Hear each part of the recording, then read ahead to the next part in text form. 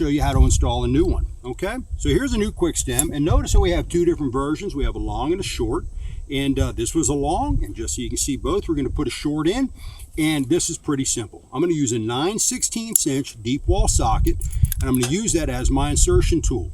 I'm going to just make sure my nut is on here good and snug. Okay, I'm going to push this into the hole as far as I can go, and while keeping some pressure on it, I'm going to start to tighten my nut. And as I tighten my nut, can you hear that little squeak? I'm done. Maybe a hair more. There. So what just happened inside of there is that grommet just came up and it squeezed upward and outward. It doubled both in diameter and it doubled in thickness.